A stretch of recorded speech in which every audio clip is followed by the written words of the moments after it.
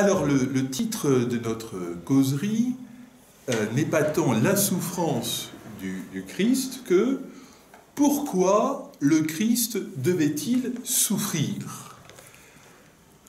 On lit en effet dans l'évangile de Jésus-Christ, l'évangile de Jésus-Christ selon saint Luc, ce passage suivant, un passage qui est bien connu. Et il advint, comme il était seul à prier, n'ayant avec lui que les disciples, qu'il les interrogea en disant « Qui suis-je » au dire des foules. Ils répondirent « Jean le Baptiste ». Pour d'autres, Élie. Pour d'autres encore, un des anciens prophètes qui est ressuscité. « Mais pour vous, leur dit-il, qui suis-je » Pierre répondit « Tu es le Christ de Dieu ». Mais lui leur enjoignit et prescrivit de ne le dire à personne. Le Fils de l'homme, dit-il, doit souffrir beaucoup, être rejeté par les anciens, les grands prêtres, les scribes, et être tué, et le troisième jour, ressuscité. Donc, dans ce passage, à peine Pierre a-t-il confessé que Jésus est le Christ, que Jésus enchaîne immédiatement en précisant « Il faut que le Fils de l'homme souffre beaucoup, qu'il soit rejeté par les anciens, les grands prêtres, les scribes, qu'il soit mis à mort et que le troisième jour, il ressuscite. » Et Jésus, après sa résurrection, dira pareillement aux disciples d'Emmaüs. Ne fallait-il pas que le Christ endurât ses souffrances pour entrer dans sa gloire? Il fallait donc que le Christ souffrit. Mais comment entendre ce « il faut » ? Quel dessein, quelle volonté se cache derrière ce « il faut » ? Une première réponse vient immédiatement à l'esprit. Cette volonté, c'est tout simplement celle des hommes. L'hostilité religieuse des uns, les craintes politiques des autres, voilà ce qui a mené à cette parodie de procès dont certains Romains et certains Juifs portent la responsabilité. Derrière ce « il faut » ou « il fallait », il y aurait donc une convergence d'intérêts d'un certain nombre de personnes qui se sont crues menacées par la personne de Jésus et par ce qu'il disait. Et étant donné les circonstances, on pourrait dire en un sens, cela devait fatalement arriver. Compte tenu de la situation politique, de la situation religieuse, compte tenu de ce que Jésus a dit et fait, inévitablement, eh bien, on ne pouvait que s'opposer à lui et le mettre à mort. Ce type d'explication, que je viens de résumer, est assurément juste en son ordre.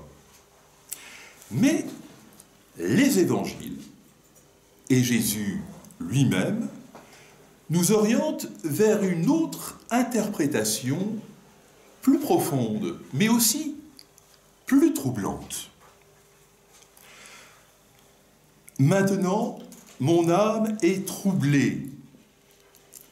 Et que dirais-je ? Père, sauve-moi de cette heure. Mais c'est précisément pour cette heure que je suis venu. Jean, chapitre 12, au verset 27. Autrement dit, du point de vue de Jésus lui-même, sa passion, sa mort, ne sont pas seulement les conséquences malheureuses du rejet des êtres humains. Sa passion et sa mort font partie intégrante de sa mission. Elles en sont même, de quelque manière, le point d'orgue, le sommet. Nous croyons, et on ne cesse de le répéter, ne serait-ce qu'à travers les paroles de la liturgie, nous croyons que c'est par la mort et la résurrection de Jésus que nous avons été sauvés.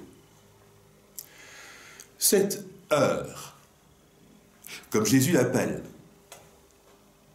elle a de quelque manière été voulue par le Père.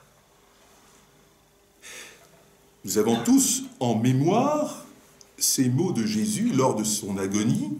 « Père, s'il est possible que cette coupe s'éloigne de moi, mais non pas ce que je veux, mais ce que tu veux. »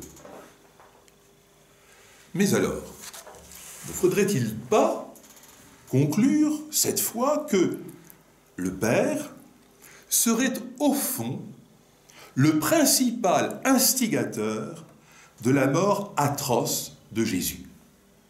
Est-ce qu'il ne faudrait pas en conclure que le Père serait en quelque sorte le scénariste de ce drame implacable dont Jésus va être la victime? Selon certaines théories théologiques, disons, heureusement abandonnées aujourd'hui, on interprétait les choses ainsi. La justice divine, offensée par le péché des hommes, réclamait une victime pour être satisfaite. En acceptant de recevoir le châtiment à la place des pécheurs, Jésus, victime innocente, chargée de tous les péchés des hommes, aurait apaisé la colère de Dieu. La colère qu'attirait notre péché. Et peut-être avez-vous en tête ce vieux cantique, Minuit chrétien. Minuit chrétien, c'est l'heure solennelle où l'homme-dieu descendit parmi nous pour effacer la tâche originelle et de son Père apaiser le courroux. Disons-le d'emblée, il est monstrueux de prêter au Père de tels sentiments. Un Dieu Père ne peut être un justicier qui désire voir le sang couler, et le sang de son propre fils, qui plus est, pour apaiser sa colère. Du reste, châtier l'innocent à la place des coupables, c'est la pire des injustices. Dieu n'est pas un caractériel dont on ne réussit à calmer la colère que par la souffrance qu'il serait censé aimer. Ce schéma, donc, doit être absolument écarté. À la question « Dieu est-il l'organisateur de la mort de Jésus ?», il faut répondre énergiquement « non ». Et pourtant, il faut ajouter en même temps ceci. En faisant entrer son Fils, Jésus, dans notre monde de pécheurs, dans notre monde violent, Dieu savait qu'il l'envoyait au-devant d'une mort certaine. On doit à tout le moins affirmer donc ceci. Dieu a permis que son fils unique fut mis à mort par ses bourreaux, il a permis un meurtre qu'il aurait pu empêcher, mais un meurtre que les hommes ont commis librement sous leur seule responsabilité. Cela, Dieu aurait pu l'empêcher, il ne l'a pas fait. Il faut aller plus loin. Si le Père a permis ce meurtre, on peut dire, et cette fois positivement, qu'il a voulu que cette mort, que ces souffrances et que la mort de son Fils deviennent les moyens de notre salut. Il a voulu que la passion et la mort librement consentie fût la cause de notre salut. Autrement dit, il n'a pas voulu la mort de son Fils, il l'a permise, mais ce qu'il a voulu, c'est que les souffrances de Jésus, d'une manière qu'il va nous falloir préciser, deviennent les causes de notre salut. Dieu n'est pas complice de la mort de Jésus. A fortiori, ceux qui ont condamné Jésus n'ont pas accompli une bonne action. On ne peut pas dire qu'ils nous ont sauvés, les bourreaux de Jésus. Ils ont bien commis un crime qu'ils étaient absolument libres de ne pas commettre. En revanche, c'est bien par la volonté du Père, et j'ajoute la volonté même de Jésus, que la passion est devenue source de salut.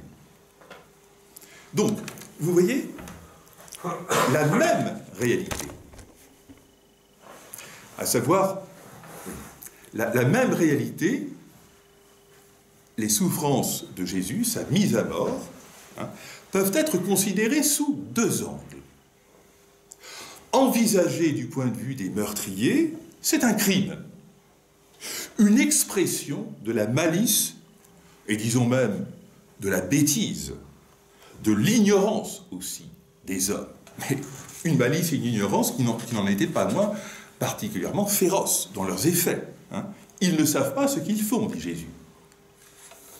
Mais envisagé du point de vue du Père et du Fils, eh bien on peut dire que la passion de Jésus est une offrande qui exprime leur amour sauveur pour l'humanité.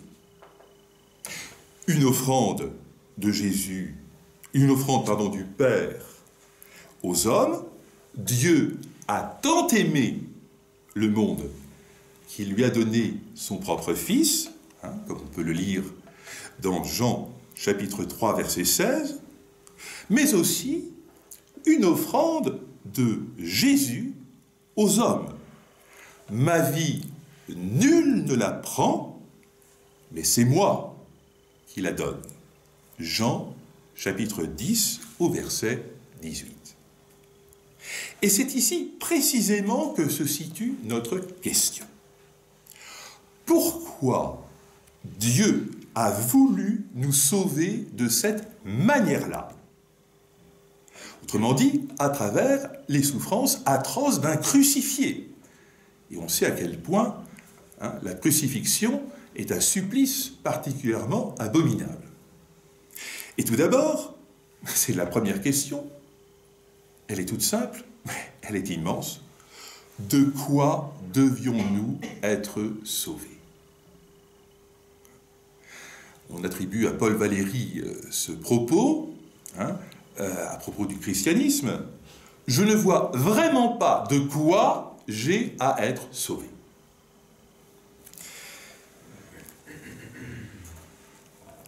Eh bien, pour essayer de rassembler en peu de mots la réponse qu'on peut, les éléments de réponse qu'on peut donner à cette question, nous avons, on peut dire ceci, nous avons besoin d'être sauvés du plus grand malheur qui soit, celui de vivre séparé de Dieu.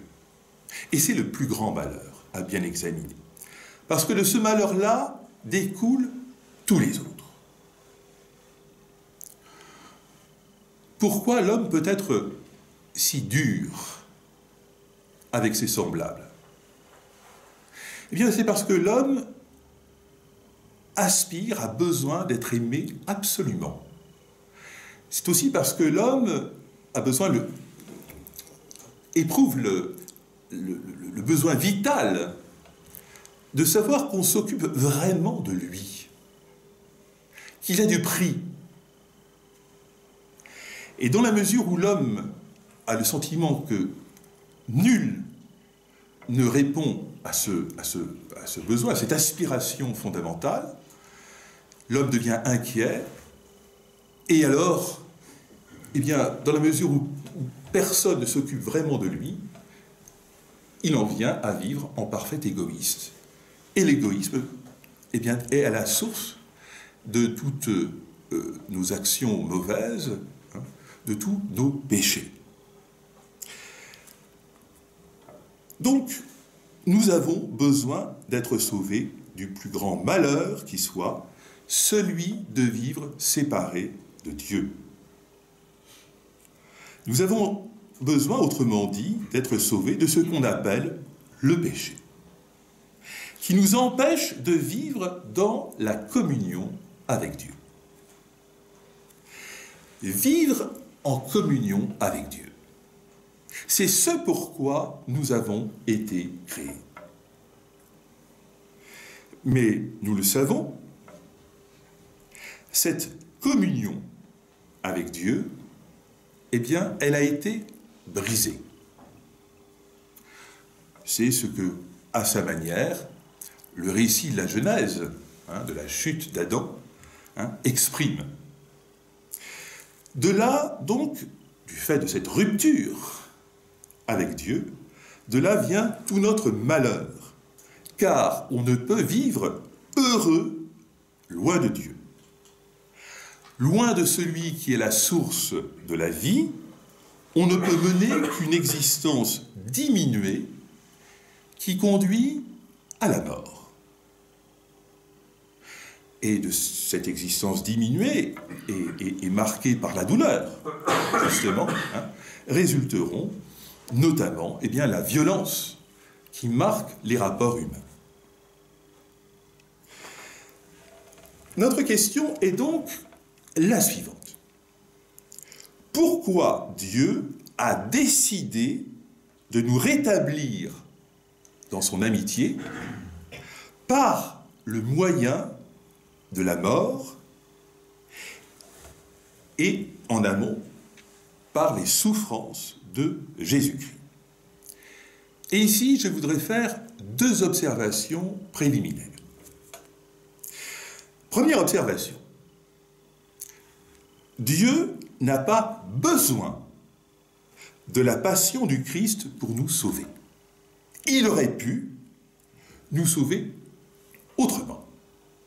Il aurait même pu, ne pas s'incarner, devenir cet homme, Jésus-Christ.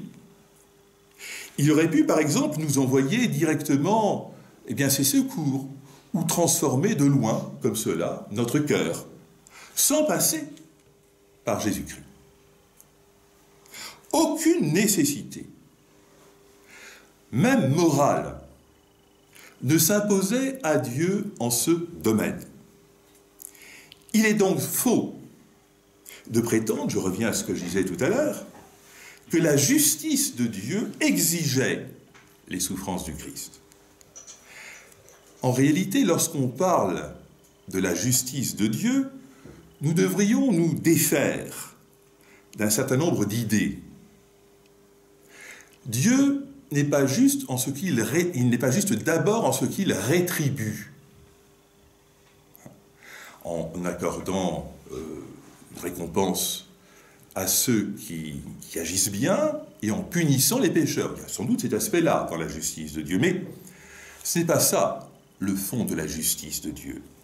Dieu est juste en ce qu'il est fidèle. fidèle à lui-même, fidèle à ses desseins.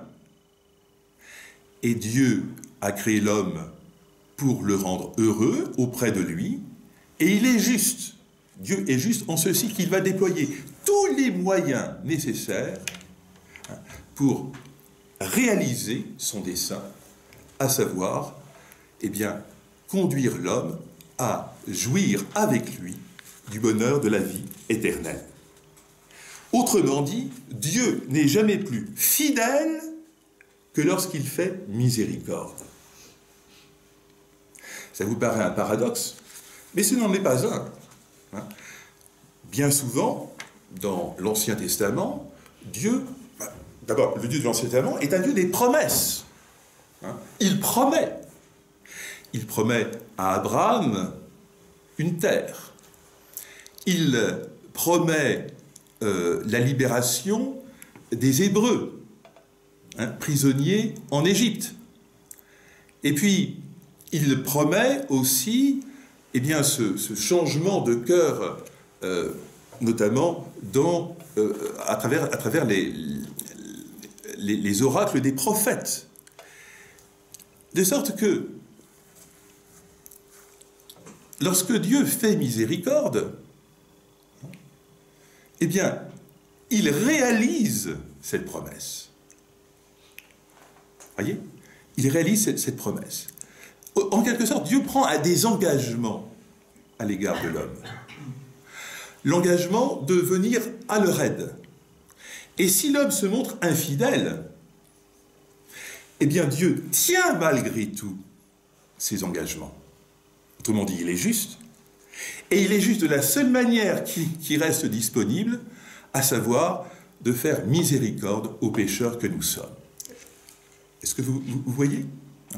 Ce point me paraît extrêmement important. Donc, si Dieu a choisi cette façon-là de nous sauver, c'est parce qu'il lui semblait que c'était la meilleure manière de sauver l'homme, compte tenu de sa situation d'homme pécheur. Mais pourquoi était-ce la meilleure manière de sauver l'homme ? Alors voilà la seconde question, et c'est ma seconde remarque préalable. Il n'y a pas une seule réponse à cette question. Pourquoi c'était la meilleure manière de nous sauver ? Mais il y en a une quantité. Personne ne pourrait prétendre énumérer toutes les raisons pour lesquelles Dieu nous a sauvés par les souffrances de Jésus-Christ. Et on doit absolument s'abstenir de chercher à ramener toutes les réponses à cette question à une seule. Mais ce que je vais dire à ce sujet, en m'inspirant de certains aspects des Saintes Écritures, et puis aussi de la tradition de l'Église, donc, ne prétend aucunement exprimer de manière exhaustive la réponse à la question « Pourquoi le Christ devait-il nous sauver, nous sauver par ses souffrances ?» Au fond, chacun de nous, en méditant sur le mystère de la croix, peut découvrir pourquoi le Christ l'a sauvé personnellement de cette manière-là. C'est pourquoi, du reste, on peut méditer infiniment, indéfiniment en tout cas, sur le mystère de la croix. Et chacun peut y découvrir, en ce qui le concerne, lui, personnellement, compte tenu de son histoire, compte tenu de ses propres difficultés, compte tenu de son parcours, parfois chaotique, chacun de nous peut découvrir donc pourquoi il avait besoin que le Christ le sauve par ses souffrances. Mais enfin, c'est une de ces pistes, si vous voulez, que je voudrais explorer avec vous.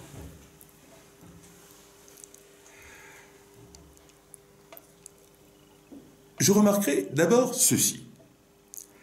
L'amour de Dieu et son désir de rétablir la communion avec nous sont sans condition.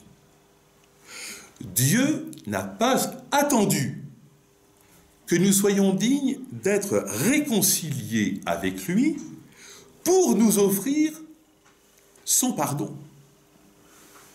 La preuve, eh bien, c'est qu'il a envoyé le Fils dans le monde alors que les hommes, enfermés par le péché, au fond, le rejetaient. Seulement voilà, pour que l'offre d'une réconciliation, et plus généralement, pour que l'amour offert puisse produire leurs effets, il faut que ce pardon, que cet amour soit accueilli par l'homme. Car on peut offrir, offrir quelque chose à quelqu'un tant qu'on voudra, être aussi généreux qu'on le voudra. Le point essentiel, c'est que la personne accepte ce qu'on lui offre. Une fois encore, l'amour de Dieu et son offre de réconciliation sont inconditionnels, mais l'homme, lui, n'est disposé à accueillir l'amour de Dieu qu'à certaines conditions. Autrement dit, l'offre du pardon, de la réconciliation sont sans condition du point de vue de Dieu, mais l'homme, compte tenu de ce qu'il est, n'est prêt à accueillir cette réconciliation que si Dieu y met un certain nombre de conditions. Est-ce que vous voyez le point que je veux mettre en avant? Le pardon de Dieu est inconditionnel, mais c'est nous qui mettons des conditions pour accueillir ce pardon. Et parmi ces multiples conditions, j'en retiendrai deux. D'abord, première condition, selon notre manière toute humaine de voir les choses, la réconciliation avec quelqu'un n'est envisageable que si le fautif répare le mal qu'il a fait. C'est comme ça que nous voyons spontanément les choses. Et si le fautif ne parvient pas à réparer le mal qu'il a fait, eh bien, il restera hanté, en quelque sorte, par le sentiment qu'un passif continue d'empoisonner ses relations avec la personne qui l'a offensé. De sorte que, et là encore je parle du point de vue de notre manière de voir, de notre manière de sentir ce que sont des relations humaines. Donc, de sorte que, sans la réparation de l'offense, le plein rétablissement de l'amitié entre deux personnes nous paraît impossible. Je ne dis pas que ce soit le cas, mais je dis que spontanément, c'est comme ça que nous voyons les choses. Alors que nous transposions cette idée dans nos relations avec Dieu, et on voit tout de suite la difficulté. Qui pourrait prétendre à réparer pleinement ses fautes vis-à-vis de Dieu? Deuxième condition, et plus radicalement, on ne peut croire au pardon d'une personne si on est persuadé qu'elle nous aime encore. Qu'elle nous aime encore malgré tout. Or, c'est peut-être ce qu'il y a de plus difficile à croire, et c'est peut-être le principal obstacle à la réconciliation. Vous le voyez donc, l'offre divine de la réconciliation ne peut être accueillie que si elle se soumet à des conditions qui la rendent crédible, croyable.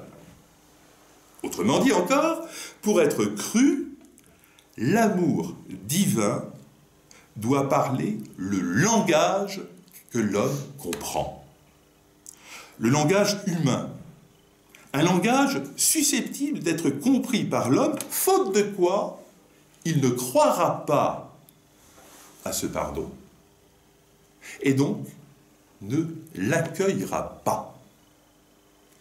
Eh bien, ce langage que Dieu a utilisé pour nous convaincre de son désir de nous pardonner, c'est le langage de la croix. Alors, on peut dire ceci. Selon notre manière humaine de concevoir les choses, une réconciliation ne paraît possible que si l'offenseur consent à réparer le tort qu'il a fait. Eh bien, Dieu a voulu satisfaire cette loi qui gouverne ordinairement nos rapports. Dieu aurait pu sauver l'homme sans lui demander de prendre une part active à l'œuvre de son salut. Mais, puisque l'homme était la cause de sa propre chute, puisque l'homme était coupable, disons, il convenait à la noblesse, à la dignité de l'homme d'être partie prenante du processus de son salut. C'est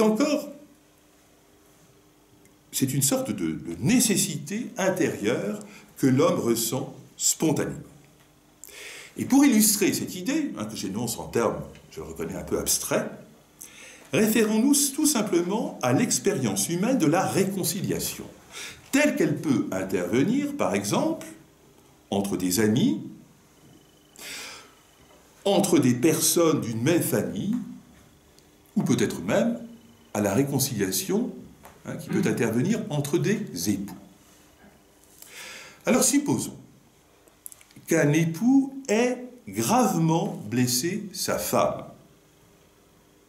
qu'il aime, mais sa femme qu'il a trompée en commettant ce qu'on appelle un adultère. Et je mentionne expressément cet exemple, parce que cet exemple est très couramment, l'adultère est très couramment invoqué dans l'Ancien Testament pour décrire l'infidélité d'Israël à son Seigneur. Donc, quand l'époux revient vers sa femme, si son amour et son repentir sont véritables, il va ressentir comme deux nécessités intérieures, quand bien même sa femme serait toute disposée à lui pardonner. Mettons les choses au mieux, la femme est tout à fait disposée à lui pardonner. Seulement, l'homme n'est peut-être pas disposé à croire vraiment à son pardon. C'est ça la difficulté. Vous voyez ? Alors, donc, deux nécessités intérieures seront ressenties par cet homme pour accueillir le pardon. D'abord, et plus fort que la honte ou le sentiment de la laideur de ce qu'il a commis, il éprouvera de la douleur. Il éprouvera de la douleur pour ce qu'il a fait. Et il éprouvera cette douleur d'autant plus grande qu'il sait que jamais son épouse n'a cessé de l'aimer. La douleur donc, mais quelle douleur ? La douleur d'avoir été indigne de l'amour que sa femme a pour lui, sans doute, mais ce n'est pas tout. Plus profondément, ce sera la douleur de lui avoir fait du mal. Cet époux, en quelque sorte, fera sienne la douleur qu'il a infligée à sa femme, qui l'aura trompée. Plus encore, cette douleur, il cherchera à l'exprimer à cette femme qu'il a blessée. Et on trouve quelque chose de ce genre dans la parabole de l'enfant prodigue, qui, lorsqu'il vient vers son père, pour des motifs qui ne sont pas particulièrement profonds, parce que tout simplement, il ne veut pas crever de faim. Voilà. Et il se dit, seul moyen que j'ai de rester en vie, eh ben, c'est qu'il faut que mon père me nourrisse. Donc ça ne va pas très loin, hein, on peut dire dans les motivations. Mais enfin, il y a tout de même quelque chose dont il sent la nécessité, c'est de dire à son père, « Père, j'ai péché contre le ciel et contre toi. » Donc, exprimer ce qu'on a fait, le dire. Et soit dit en passant, il importe que celle ou celui qui reçoit cet aveu laisse à l'autre la possibilité d'exprimer cette douleur et la possibilité de se décharger du poids de sa faute. On n'a pas le droit d'empêcher quelqu'un de pleurer sa faute. On ne peut pas dire comme ça, mais ce n'est rien. Ce n'est rien. Ce serait manquer de respect à la personne qui vous a offensé que de l'empêcher de pleurer sa faute.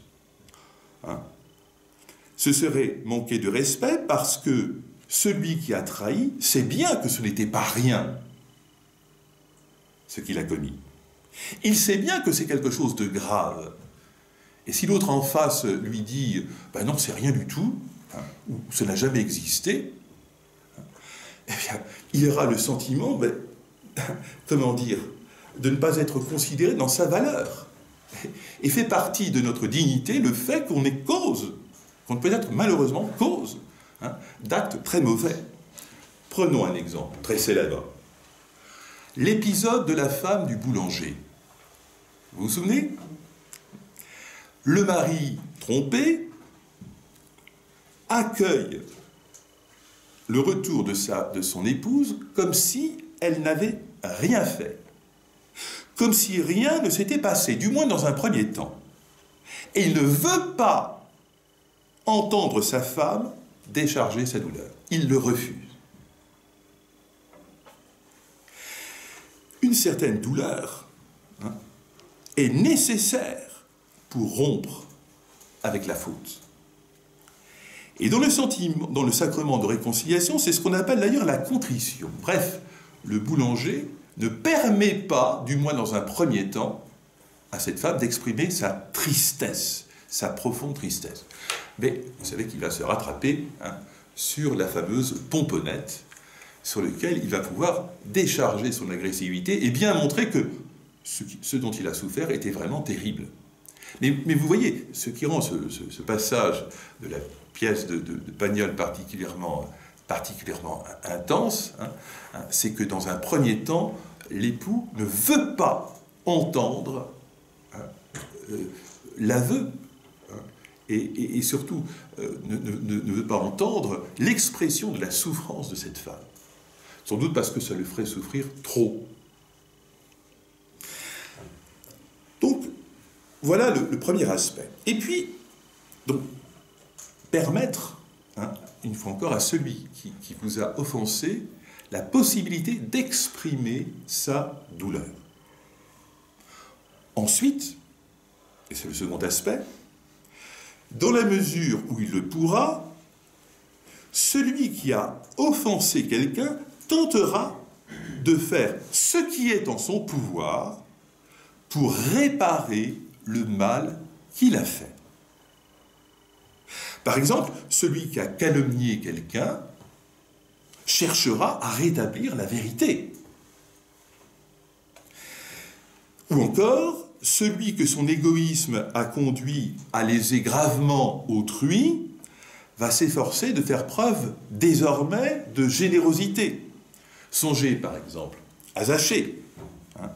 Je vais donner la moitié de mes biens aux pauvres, dit Zachée, lui qui passait son temps à les extorquer, à les escroquer. Et si j'ai extorqué quelque chose à quelqu'un, je lui rends le quadruple. Donc, le besoin de réparer. On ne peut croire, toujours selon nos vues humaines, je ne vous dis pas que c'est juste, je vous dis que c'est comme ça que nous fonctionnons. Nous ne pouvons croire au pardon d'autrui que si nous sommes capables de réparer le mal que nous avons fait.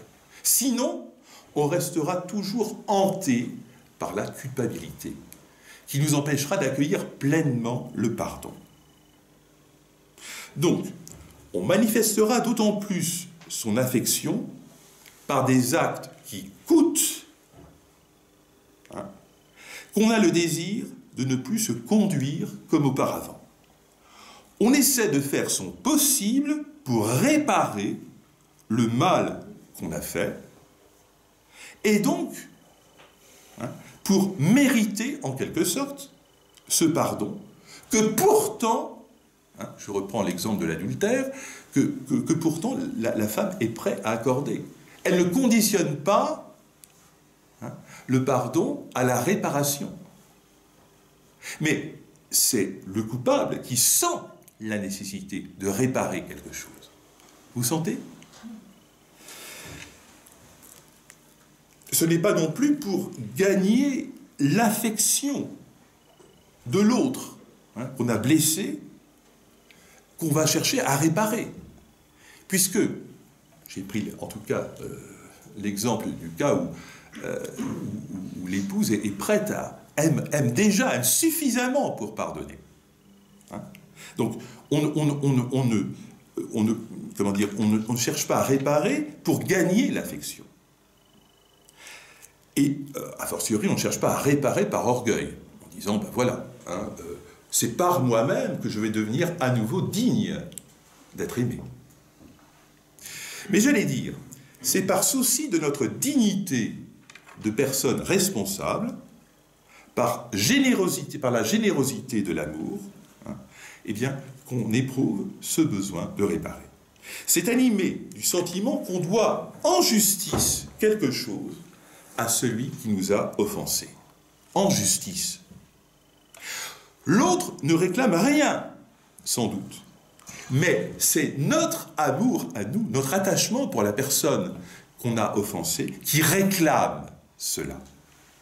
Et il est bien qu'il en soit ainsi. Voilà ce schéma dont je vais essayer de montrer maintenant comment il trouve sa transposition dans nos relations avec Dieu. C'est en tenant compte de ce que je viens de dire, me semble-t-il en tout cas, que Dieu a voulu nous sauver. Mais qui pouvait offrir à Dieu cette réparation, cette compensation pour le mal que nous commettons lorsque nous le trahissons? Ce n'est pas un homme comme un autre qui est en mesure d'apporter cette réparation, puisque tous les hommes sont marqués par l'égoïsme, le péché. Il fallait donc que ce fût un homme capable d'offrir à Dieu un amour total et sans réserve. Et c'est pourquoi le Fils de l'homme lui-même s'est fait l'un des nôtres pour accomplir cette démarche de conversion. Telle est l'œuvre du Christ, vrai Dieu et vrai homme. Et de ce point de vue, donc, il fallait que cet homme, le Christ, quelqu'un de notre race, effectua ce retour vers le Père en le préférant à tout le reste, y compris en le préférant à sa propre vie. Il fallait que là où l'homme avait opposé son refus, sa désobéissance, le Christ accepta pleinement la volonté de son Père en s'offrant à lui sans réserve.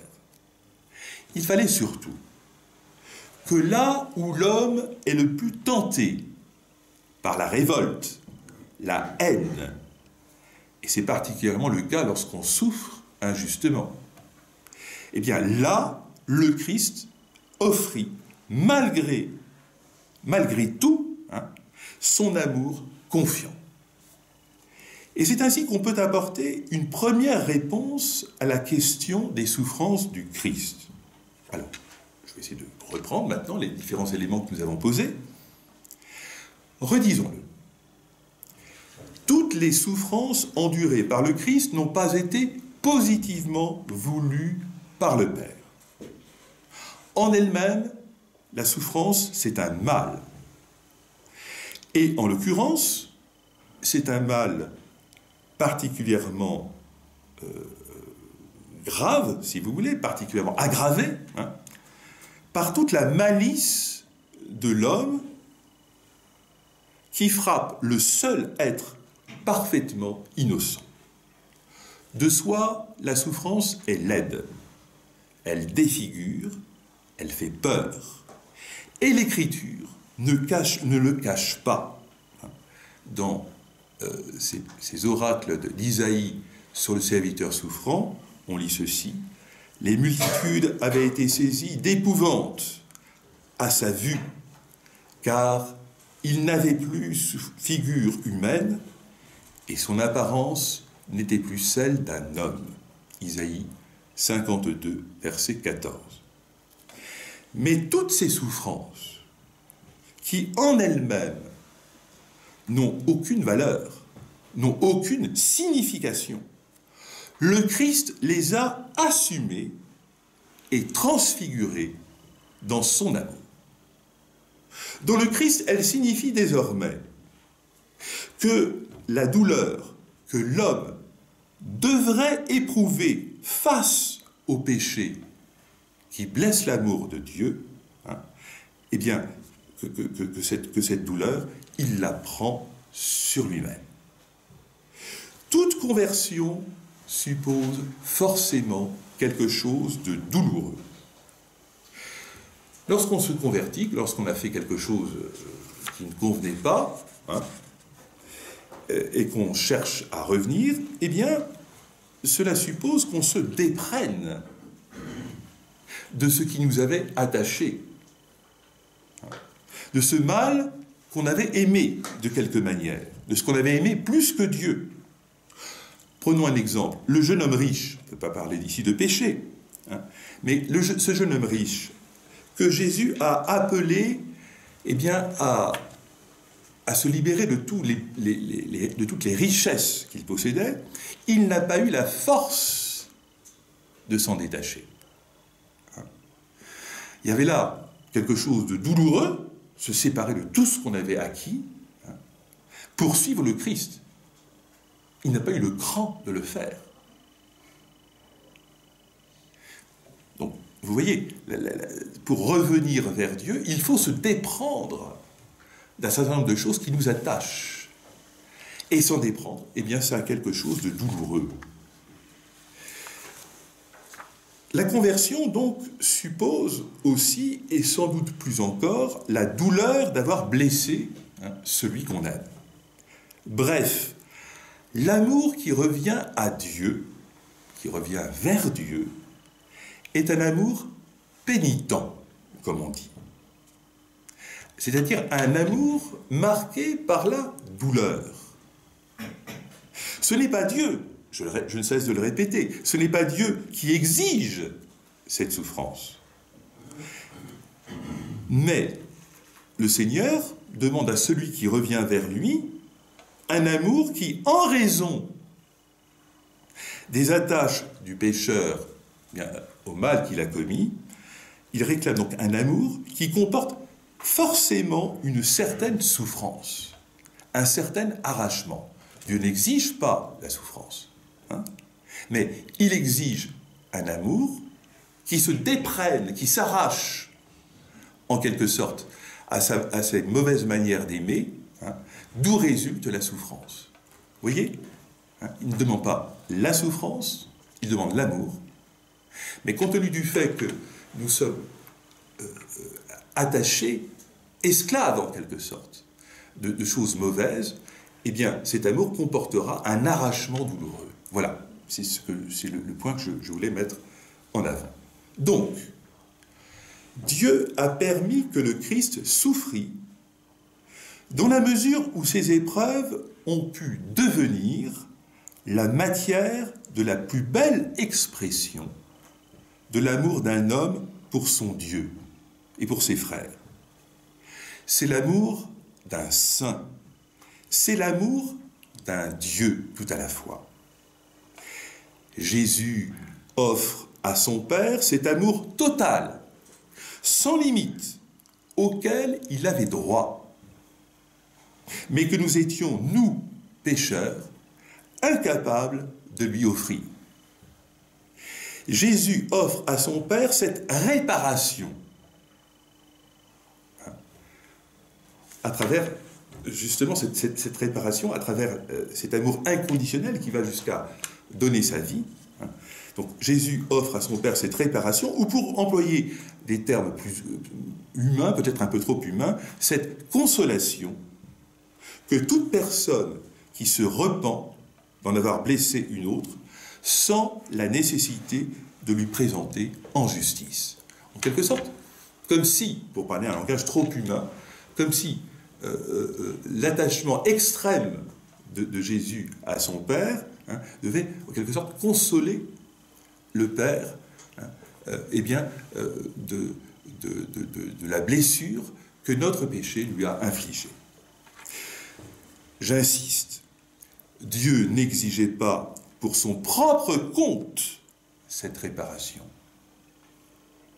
C'est notre manière à nous de concevoir l'amour qui l'exigeait. Cela ne signifie pas que le Père attendait une réparation pour pouvoir ensuite nous faire miséricorde. Mais c'est l'homme qui attendait qu'on offrit à Dieu une telle réparation pour être sûr d'être pardonné. Parce que c'est toujours ça la question de fond. Moi qui t'ai offensé, qu'est-ce qui me prouve que tu continues de m'aimer? Qu'est-ce qui me prouve que tu me pardonnes vraiment? Qu'est-ce qui le prouve? Et dans mon esprit, d'être humain, avec mes étroitesses, eh bien, je ne suis sûr que si c'est vraiment pardonné. Que si la faute qui a été commise a vraiment été réparée. Mais je ne peux pas réparer cela. Donc, tant que mon offense n'a pas été réparée, je n'arrive pas à croire que Dieu me pardonne vraiment. Est-ce que vous saisissez? C'est ça. Ça vous paraît un petit peu tiré par les cheveux? Oui, un peu. Alors je vais essayer de prendre les choses, d'envisager les choses, de dire les choses sous un autre angle.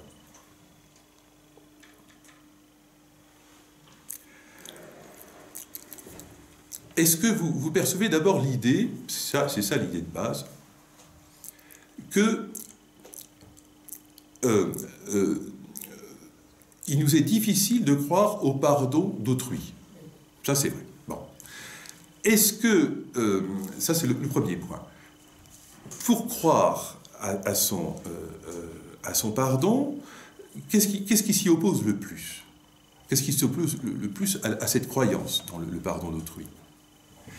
Eh bien, c'est le sentiment, si vous voulez, qu'il y a une injustice qui a été commise, et que tant que cette injustice n'a pas été réparée, on ne sera, l'autre que vous avez offensé ne pourra pas vous pardonner vraiment. Autrement dit, pour prendre un exemple très fruste, mais il ne faut surtout pas transposer tel quel dans le mystère de la rédemption, si j'ai volé quelque chose à quelqu'un, eh bien, je ne peux croire que l'autre me pardonne ce vol que si je lui restitue la somme que j'ai volée. Pardon? Presque la marque de millions. Oui, voilà. Donc, que si je lui restitue. Si cette somme ne lui est pas restituée, eh ben, c'est que d'une certaine manière, j'aurais le sentiment que la relation ne peut plus reprendre. Supposons que je sois dans l'incapacité donc de restituer la somme. Mais supposons maintenant que quelqu'un, à ma place, Alors surtout, ce schéma-là, ne le poussez pas. Hein. Mais je vous indique juste cette idée parce que ça nous hante, cette idée-là. Dieu ne fonctionne pas comme ça. Mais c'est comme ça que nous fonctionnons. Hein. Supposons que quelqu'un paie ce prix à ma place, et même bien au-delà, alors me voilà rassuré. Et je crois, et je vais penser dans ces conditions, hein, eh bien que l'autre est vraiment disposé à reprendre ses relations avec nous. Parce que pardonner, c'est peut-être ça que j'aurais dû dire d'abord. Pardonner, ce n'est pas seulement ne pas tenir compte de la faute. Hein. Pardonner, au sens le plus fort du terme, c'est pas toujours possible dans les relations humaines, mais ça veut dire restaurer pleinement la relation avec autrui. Hein. Et si j'ai une dette, hein, une dette que je ne parviens pas à payer, dans mon esprit, il y aura toujours cette idée qui me trotte dans la tête en me disant, oui, mais d'accord, nous avons restauré nos... L'autre a permis que nous redevenions amis, mettons, hein, mais il y a toujours cette somme, cette dette qui est derrière. Mais si quelqu'un efface cette dette en payant, en quelque sorte, à ma place, alors je suis rassuré. Et je vais pouvoir, sans être hanté par le mal que j'ai commis, je vais pouvoir accueillir ce pardon et accepter, en effet, cette réconciliation. Est-ce que vous voyez mieux ce que je veux dire? Voilà, c'est ce petit schéma-là. Attention, ne disons pas, parce que ça c'est notre schéma, notre manière de penser, ne disons pas Dieu, pour pardonner, hein, pour que Dieu puisse nous pardonner, il faut que quelqu'un paie à ma place. C'est pas comme ça que Dieu fonctionne. Il nous accorde son pardon inconditionnellement. Mais moi, pour que je puisse croire à son pardon, il faut que quelque part j'ai le sentiment que la dette ait été payée. Sur quoi j'aurai toujours un doute. Est-ce que vous saisissez? Voilà ce que je voulais mettre en avant. Donc, le Christ n'a pas souffert. Oui, alors, oui, il me faut apporter maintenant un autre élément. Pardonnez-moi, hein, je vais trop vite. Donc,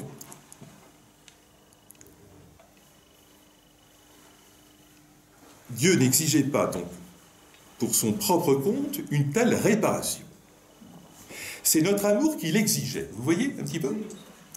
Cela ne signifie pas que le Père attendait une telle réparation pour pouvoir ensuite nous faire miséricorde, mais c'est l'homme qui attendait qu'on offrit à Dieu une telle réparation pour être sûr d'être pardonné. Voilà ce que je ne fais que reprendre d'ailleurs ma formule tout à l'heure. Alors désormais, la conscience tourmentée de l'homme ne peut plus dire « mon péché était trop grave pour que Dieu puisse me pardonner ».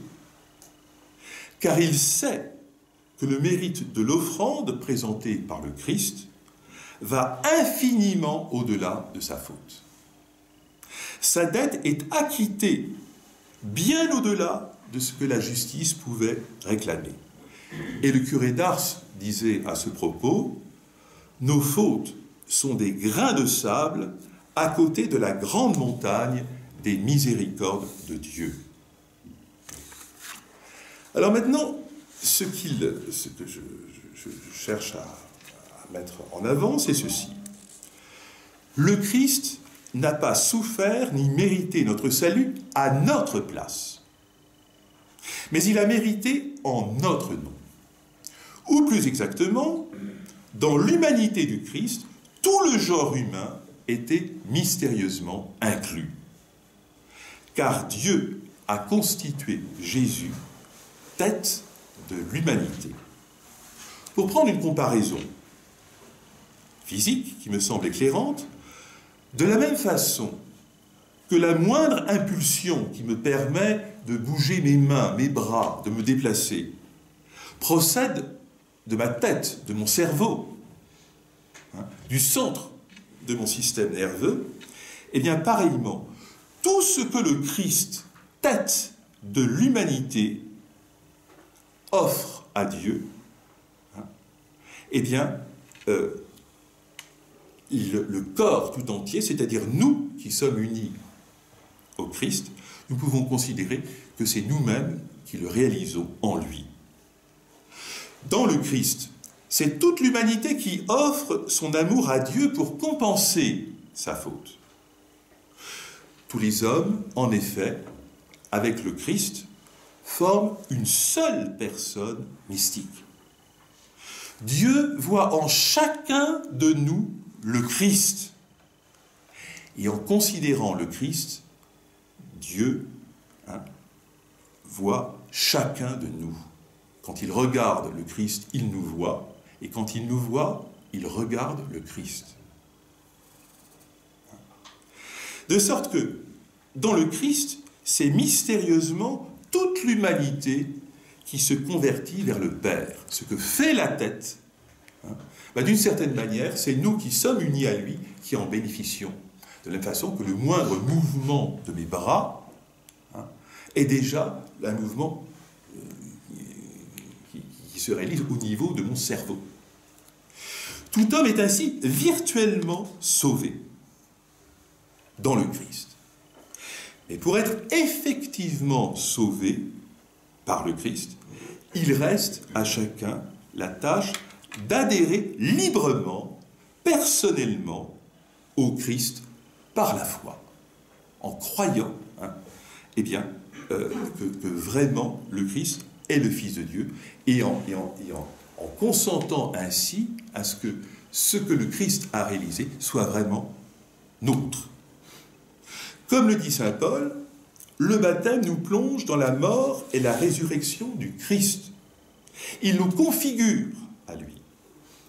Alors, tout homme devient comme un sarment greffé sur la vigne. Il bénéficie de la sève de la vie éternelle qui lui vient du Christ. Lorsque nous croyons au Christ, nous adhérons à lui. Et Paul va plus loin. Nous sommes comme greffés dans le Christ. De sorte que la vie du Christ entre en nous. Plus précisément, l'esprit que le Christ a en lui, va en quelque sorte nous communiquer sa vitalité. Cette vigne, ce corps mystique dont le Christ est la tête, c'est l'Église. Et le lieu privilégié de cette jonction de la souffrance humaine au sacrifice du Christ, c'est l'Eucharistie. Regarde, Seigneur, le sacrifice de ton Église et daigne y reconnaître celui de ton Fils, nous dit la liturgie. Dans les souffrances humaines, c'est la souffrance du Christ qui se prolonge. C'est la croix du Christ qui continue de sauver le monde. Pour reprendre la belle expression de sainte Élisabeth de la Trinité, chaque chrétien offre alors au Christ comme une humanité de surcroît. Autrement dit, ce qui s'est passé autrefois au calvaire, et dont nous cessons de bénéficier aujourd'hui des effets, se prolonge à travers les chrétiens qui s'unissent au Christ souffrant. Dernier point, alors c'était un petit peu trop long, mais bon, je vais essayer de résumer le reste. La passion du Christ est la preuve irréfutable de l'amour inconditionnel de Dieu. Jusqu'à présent, ce que je vous ai exposé, j'ai essayé de rendre compte de ce que toute la tradition, de la manière dont la tradition envisage le rôle salvifique des souffrances du Christ. Maintenant, je vais aborder les choses d'un point de vue qui nous est plus familier, qui nous parle peut-être davantage, mais qui n'est peut-être pas forcément plus profond d'ailleurs. Le Christ n'a pas seulement souffert pour nous, il a souffert avec nous. Et pour nous, c'est essentiel. L'offrande douloureuse du Christ sur le calvaire est la preuve incontestable de l'amour de Dieu. Un amour qui n'a pas hésité à se faire compagnon de toutes nos détresses. Or, nous avions terriblement besoin de cette preuve. Parce que c'est ça le fond de la question. Est-ce que Dieu s'intéresse à nous, oui ou non? Est-ce que ce que nous vivons a de l'importance à ses yeux? Oui ou non? C'est ça la grande question. La grande question, c'est pas de savoir si Dieu existe. Normalement, toute l'humanité y croit, plus ou moins. C'est dans notre Occident chrétien quelque peu décadent, sous un certain rapport, qu'on ne croit pas, que des gens ne croient pas en Dieu. Mais en général, on y croit. Mais la vraie question, c'est pas de savoir si Dieu existe, c'est de savoir s'il nous aime vraiment. Voilà. Et la plus grande difficulté, donc, que l'homme éprouve en ce domaine, c'est d'y croire.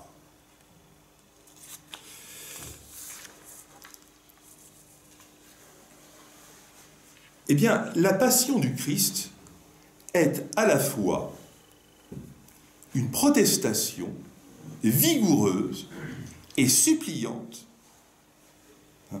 de Dieu qui nous dit « Oui, vraiment, je vous aime ».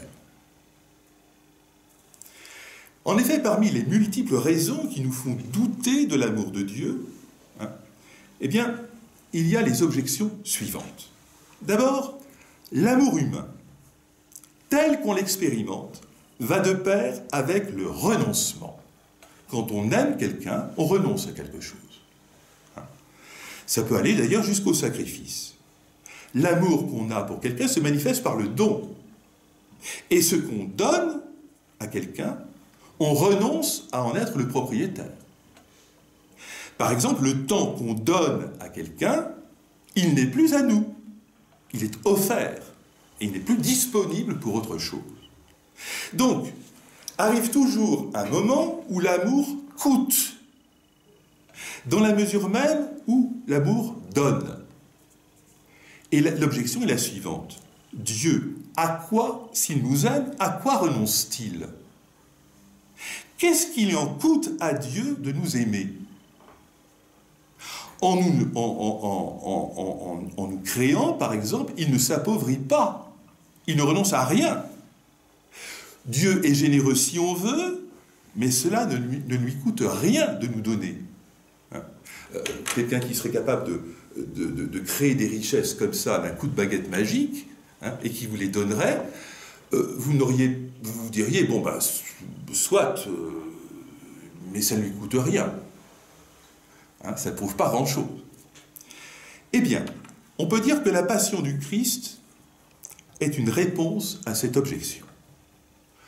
Comme le dit l'Épître aux Philippiens, le Christ a renoncé à être traité à l'égal de Dieu, alors qu'il en était digne. Il a renoncé aux égards, à la gloire, à l'adoration à laquelle il avait droit. Et ce renoncement, nous le savons, est allé jusqu'aux plus grandes extrémités. En Jésus, Dieu s'est fait à ce point vulnérable qu'il s'est exposé à être blessé. Alors que jusqu'à présent, rien, semble-t-il, ne pouvait blesser Dieu. Il s'est exposé à être trahi par les siens et finalement mis à mort. Donc, en Jésus, nous voyons que Dieu n'a pas donné de son superflu, mais il s'est donné en personne. Puisque l'amour de Dieu pour nous lui a coûté notre propre vie. Ensuite, deuxième difficulté pour croire à l'amour de Dieu. Il arrive souvent que lorsqu'on cherche à aider quelqu'un qui se trouve dans la détresse, il nous répondent, parfois sèchement, parfois avec un pauvre sourire, « Tu ne peux pas comprendre ce que je souffre. Tu ne peux pas m'aider. Tu ne peux pas... Tu es incapable de partager mon épreuve parce que tu n'as jamais vécu cela. Et donc, si tu ne peux pas me rejoindre là, comment peux-tu m'aimer puisque tu ne comprends pas ce qui m'arrive ?» Et c'est souvent ce qu'on reproche à Dieu. Comment pourrait-il nous comprendre? Il n'est pas de la même étoffe que nous. Et s'il ne nous comprend pas, comment pourrait-il nous aimer véritablement? Quand bien même il le voudrait. Eh bien, à cette objection, l'Épître aux Hébreux nous répond « Nous n'avons pas un grand prêtre impuissant à compatir à nos faiblesses, lui qui a été éprouvé en tout d'une manière semblable à l'exception du péché. Et encore, du fait qu'il a lui-même souffert par l'épreuve, Jésus donc n'est pas incapable de venir en aide à ceux qui sont éprouvés. Donc tout à l'heure c'était Hébreux 4, 15, et ici c'est Hébreux 2, 18.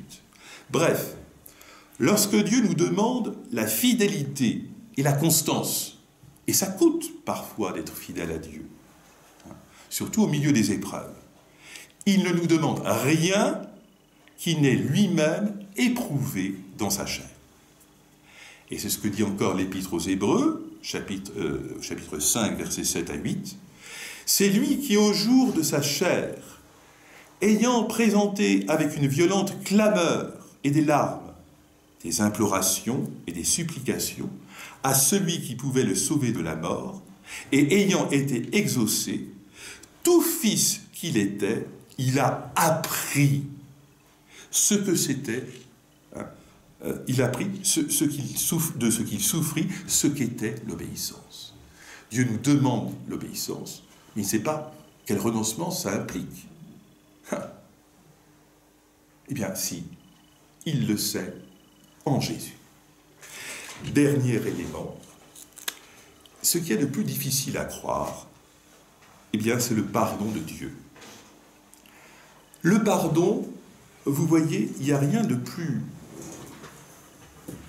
contraire, ou en tout cas de plus étranger, voilà, de plus étranger à notre expérience courante. La nature, ça ne pardonne pas, disait Romain Gary. Et dans la nature, tout se paie.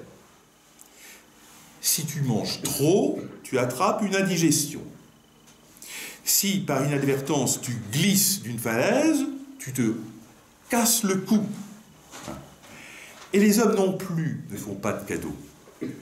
Telle faute professionnelle entraîne le renvoi. Un délit est sanctionné. Alors comment imaginer dans notre monde impitoyable que le pardon soit possible? Eh bien, à cela, le dernier cri de Jésus en croix nous apporte cette réponse, alors même qu'on le mette à mort, lui Jésus, qu'on le tourne en dérision, il s'écrie « Père, pardonne-leur, ils ne savent pas ce qu'ils font. » Bref, là où l'homme met le comble à sa malice, en mettant à mort le Fils de Dieu, et logiquement ça aurait dû entraîner une rupture définitive, eh bien, là, Dieu pardonne pour qu'il soit certain qu'aucune faute, si grave soit-elle, ne peut mettre de limite à sa miséricorde. Comme dit Paul dans l'Épître aux Romains, rien ne saurait nous séparer de l'amour de Dieu. Un tout dernier mot, et pardonnez-moi d'avoir été trop long. Un poète sud-américain, que j'ai entendu une fois à la radio, a dit ceci qui m'a beaucoup impressionné. C'est un journaliste qui lui posait la question, mais il disait, comment se fait-il que les Indiens qui ont été si maltraités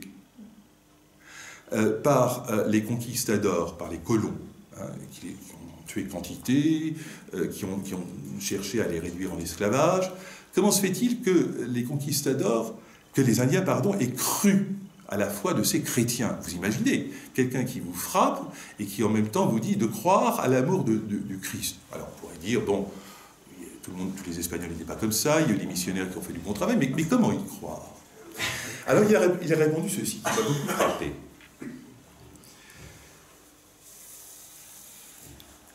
Ces Espagnols qui nous ont fait tant de mal, et qui auraient dû nous porter à haïr la religion qu'ils professaient, ont cependant dit ceci, qui a bouleversé ces Indiens. Dans leur religion, les Indiens sacrifiaient les hommes à leur Dieu. Dans la foi chrétienne, c'est Dieu qui se sacrifie pour les hommes. Cela leur a paru tellement stupéfiant, tellement fou, qu'ils se sont dit que certainement des êtres humains ne pouvaient pas inventer une histoire pareille. Et certainement pas, hein, eh bien, ces Espagnols qui les opprimaient. Et ils se sont dit donc que, puisque l'homme ne pouvait pas inventer une histoire aussi incroyable, cela ne pouvait être que vrai. Voilà. Merci. Merci.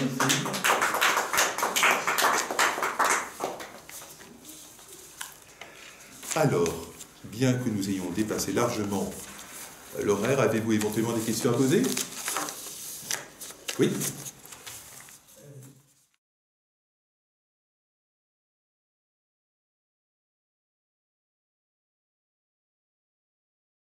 Il n'y a pas de plus grand amour que de donner sa vie pour ceux qu'on aime. Oui. Et nous sommes dans l'ordre de la gratuité. Et je me demande si le Christ, je suis presque sûr même, qu'il s'en foutait complètement du péché des hommes. Il s'en foutait. Excusez-moi si je suis décédé. Donc, moi, j'aimerais bien beaucoup que les catholiques reviennent davantage à cette idée de gratuité. Oui. Et en s'inspirant même de l'amour humain, parce que moi je suis marié et j'ai l'expérience que sans gratuité, on serait constamment en train de s'échiner. Oui. Mais gratuité, ça veut dire, bon, ben, oublions ça, passons à autre chose. C'est-à-dire qu'on ne sent pas le besoin dans le mariage de constamment dire oh ben, il faut que tu répares ce que tu as fait, puis, ça n'a pas de sens ce que tu as fait. Non, on dit, ben, l'amour nous dit, ça n'a pas d'importance. Tes bêtises n'ont pas d'importance. Alors c'est là que je ne vous suis pas. Alors, quelques éléments de... Hein, donc je suis d'accord avec vous sur le fond. Hein. Je n'ai cessé de dire que l'amour de Dieu était inconditionnel, hein, ça c'est le premier point. Je ne dirais pas comme vous que le Christ, pour le Christ, le péché, ça n'avait pas d'importance, parce que qu'est-ce que ça veut dire le péché? C'est la séparation d'avec Dieu, c'est ça le fond de la question. C'est le fait de ne plus être en communion avec lui. C'est pas une faute, c'est pas d'abord une faute. C'est le fait que voilà, qu'on est séparé de Dieu et qu'on ne parvient pas par soi-même, hein, à retrouver notre amitié avec lui. Bon, donc, mais pour le reste, je suis entièrement d'accord avec vous. Comment dire, notre salut, c'est essentiellement une histoire d'amour, et ça implique la gratuité. Le problème, c'est qu'on ne croit pas spontanément. Vous y croyez, parce que vous êtes pénétré de valeurs chrétiennes. Mais attendez. Qui pensent ce que je dis là, il y a beaucoup de païens qui pensent. Ben, pas tant que ça. À propos du pardon, par exemple, c'est une des choses les plus difficiles à croire. Je me souviens d'un frère étudiant qui est allé au Liban et qui discutait avec des étudiants libanais et qui étaient musulmans, eux. Et ceux-ci disaient, mais le pardon, ça n'existe pas. On pardonne quand on n'est pas assez fort pour se venger. Je vous assure, nous n'imaginons pas ce que ça a de révolutionnaire que le pardon tel que le Christ le présente. On n'y croit pas. On n'y croit pas. Et pour nous amener progressivement à la découverte du pardon, hein, eh bien, il a fallu d'abord que le Christ consentisse à rentrer dans notre logique. Dans notre logique où il faut payer. Regardez l'exemple type du serviteur impitoyable. Hein? Dans un premier temps, on lui remet toutes ses dettes. Est-ce qu'il croit au pardon? Absolument pas. Il croit à la faiblesse de ce roi, hein, et dont il tire profit. La preuve qu'il ne croit pas au pardon, c'est que l'instant d'après, il refusera de remettre sa dette à son collègue. On ne croit pas au pardon. Regardez ce qui se passe dans le monde d'ailleurs, hein, en général, mais en Terre Sainte tout particulièrement, c'est ça qui est impressionnant. On ne se pardonne pas. C'est la spirale infernale de la violence. On n'y croit pas. Et donc, il faut que Dieu, pour que nous soyons capables d'accéder à cela, c'est ça que j'ai essayé d'illustrer. Je reconnais d'emblée hein, que j'ai fait exprès de prendre comment dire, cette théologie par l'aspect le plus difficile à comprendre aujourd'hui. Hein. Mais c'est parce qu'on ne croit pas que Dieu a voulu rentrer dans cette logique qui fait qu'on ne peut pas rétablir une relation si on n'a pas payé au départ. Dieu n'en a pas besoin. C'est nous qui avons besoin de cette assurance. Vous voyez ? Pour se dire, eh ben voilà, tout est payé. Et puis on découvre ensuite que, alors là je vous rejoins tout à fait, que cette question de ce qui a été payé, finalement c'était pas important. Mais on avait besoin de passer par cette étape-là, le sentiment que tout est payé pour pouvoir se réconcilier. Et voilà pourquoi le second aspect, alors que j'ai résumé rapidement hein, dans la deuxième partie, c'est assez spontanément, aujourd'hui le discours qu'on tient serait celui que je disais, c'est-à-dire non pas le Christ qui souffre pour nous sauver, mais le Christ qui souffre avec nous, de telle sorte que nous puissions être sauvés. Donc la deuxième partie de mon discours, qui était beaucoup plus courte, hein, est aussi plus convaincante pour les modernes. Parce que peut-être nous sommes imprégnés aussi, familiarisés, peut-être superficiellement familiarisés avec l'idée du pardon et de la miséricorde.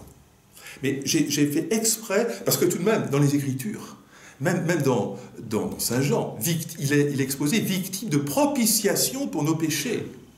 Hein? Il y a ce langage de la rédemption, même chez Saint Jean, alors, en particulier dans les lettres, hein, mais aussi dans les évangiles de Jean. Si donc c'est dans les Saintes Écritures, je me dois, comme théologien, d'essayer de rendre compte de ce que nous disent les Écritures. Vous voyez ? C'est un petit peu en ce sens-là. Mais pour le fond, je suis d'accord avec vous. Oui ? Moi, j'ai beaucoup mieux compris votre démonstration ouais. À partir du moment où vous avez redéfini le péché. Le péché, voilà. Lorsque vous avez dit que le péché, ce n'était pas une faute, mais c'était surtout un détachement, ou alors une séparation. Une rupture. On voit les choses différemment. Et bien voilà. C'est ça que j'aurais dû dire tout de suite. C'est une erreur de stratégie, mais c'est ça. C'est pas la faute, c'est pas le fait de contrevenir à une loi, une instance, etc. Hein. Mais dans mon propos, j'aurais dû tout de suite définir, en effet. Je pense que ça me devrait beaucoup aider. Tout de suite. Vous avez raison. Non, mais bon, le problème, c'est que c'est essayer de rassembler cette question. Mais je voulais honorer, si vous voulez, essayer de, selon votre expression, revisiter eh bien, l'enseignement traditionnel de l'Église, que je crois à sa valeur.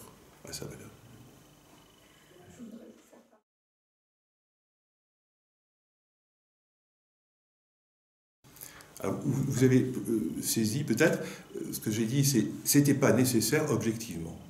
Oui. Dieu aurait pu s'en passer. Mais nous, c'est pour nous faire entre eux.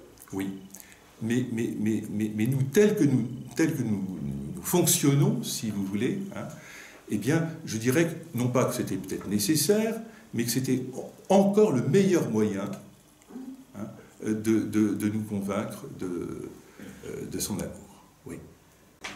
Oui, parce que si ça ne s'était pas passé, est-ce que nous serions croyants aujourd'hui ? Eh bien voilà. Et au fond, c'est l'évangile d'il y a une semaine. Hein. Regardez le Christ, Christ comparé donc au serpent que Moïse a élevé au désert. En le regardant, le serpent des reins. Oui, en le regardant, on est sauvé. En quoi ? C'est ça le fond de la question. Et comme Jésus l'a dit aujourd'hui, moi, élevé de terre, alors élevé de terre, c'est pas seulement l'ascension, mais c'est déjà le Christ sur sa croix. J'attirerai tout à moi. Et de fait, la réaction du centurion, dans l'évangile de Marc, hein, est tout à fait étonnante. Il voit mourir quelqu'un sur la croix, hein, il dit pourquoi m'as-tu abandonné ? Et le centurion dit, vraiment cet homme était le Fils de Dieu. Ce qui est stupéfiant, qui paraît absurde à première vue. Mourir dans de telles conditions, c'est certainement pas le fait d'un Dieu. Oui, mais le centurion derrière a vu ceci, hein, être capable de rester jusqu'au bout fidèle à son Dieu et pardonner, ça, un être humain n'est pas capable de le faire. Il fallait que ce soit Dieu. Il a été converti. C'est ce qui nous arrive Exactement. à nous. Lorsqu'à un certain moment de notre état dans notre vie, on est touché par cette grâce, Oui. cet amour, sans qu'on s'y attende. C'est absolument pas raisonné, ça nous envahit. Oui. Et notre vie est complètement changée. Oui. Oui. C'est ce qu'on appelle donc la foi. Tout à fait. Et on peut en effet rentrer dans cette dimension. Oui. On n'a pas besoin même de savoir si on est pardonné ou pas. On Oui. est dans l'amour, on Oui. aime. Tout à fait. On n'aime pas toujours aussi bien qu'il le faudrait. Oui, oui. Mais on est dans cette dimension-là. Oui. Mais justement, pour le centurion, ce qui a déclenché, parce qu'il y a souvent des facteurs, pas forcément toujours, il y a souvent des facteurs qui vont permettre cette conversion. Hein. C'est le fait de voir mourir cet homme parfaitement innocent et qui montre jusqu'au bout un amour pour son père et pour les hommes, et il s'était dit que ça dépassait l'être humain. Et c'est ça qui, me semble-t-il, a induit sa conversion en disant « cet homme-là, je l'adore ». Ou le bon larron, regardez le bon larron. Autre élément de la conversion. Oui, mais avant sa crucifixion, il avait beaucoup d'amis. Jésus, beaucoup de gens qui s'étaient convertis aussi à sa parole. Bien sûr. À l'amour de Dieu. Oui. Et donc... mais là, le point intéressant, c'est qu'avec le centurion, nous avons quelqu'un quand même qui collabore à un meurtre. Hein. Et puis le bon larron, ça a beau être un bon larron, c'est tout de même un larron. Alors le point tout à fait intéressant, si je puis dire, c'est que, en l'occurrence, c'est le fait de voir Jésus en croix qui va amener les plus endurcis à se transformer. Vous voyez ? Pour ces gens qui sont peut-être plus loin du Christ, il faut aller jusqu'à l'expérience, ou plutôt la découverte des souffrances du Christ en croix pour aller jusqu'à l'aimer. Est-ce que vous sentez ce que je veux dire ? Oui, c'est comme dans notre vie, certains sont touchés et d'autres pas. Oui. Certains rentrent dans la dimension de l'amour et d'autres pas. Oui, voilà. Pourtant, parfois même des gens de la même famille qui ont reçu la même éducation. Pas, enfin, voilà. Oui. C'est un mystère. C'est un grand mystère.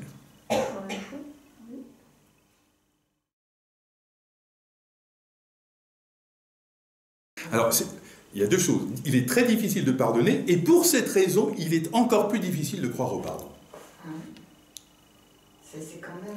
Parce que dans la mesure où nous-mêmes nous sommes mal disposés à pardonner, eh ben on a plus de peine à croire au pardon.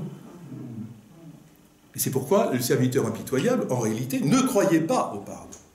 Il a seulement cru à la faiblesse, à la bonhomie, ou que sais-je encore, du maître, mais pas du tout à son amour. Pas du tout. Et à mon avis, plus on ira, moins on croira au pardon. Parce que les éléments de la civilisation chrétienne, disons de la pensée chrétienne, sont en train de disparaître les uns après les autres. On ne croit pas au pardon. Ce que disaient ces étudiants musulmans, on pardonne quand on ne peut pas se venger. Ou pour prendre un autre exemple, tenez, assez amusant celui-là, Mauriac, dit-on, était un petit peu pingre. Il était assez riche, hein, vous le savez, mais un petit peu pingre quand même. Et un journaliste l'avait salement amoché dans un article. Et même, c'était de l'ordre de la calomnie. Alors il va voir un avocat, il est prêt à intenter un procès à ce journaliste. Et Mauriac dit, mais bon, si j'entame ce procès, ça coûtera combien? Alors le journaliste lui donne l'avocat lui donne une évaluation. Alors là, Mauriac a ces mots sublimes: à ce prix-là, je préfère encore pardonner. Vous voyez ce que je veux dire? C'est une vision du pardon. Eh bien, évidemment, forcément, mais on ne comprend pas. On a du mal à comprendre. Parce qu'on ne comprend pas sans la foi. Je crois que c'est la foi qui peut éclairer. Oui. C'est tout. C'est vrai. La foi et la charité. Oui, ça va de pair. Ah, bah tout à fait. Voilà. Eh bien, écoutez, merci beaucoup. Merci à vous.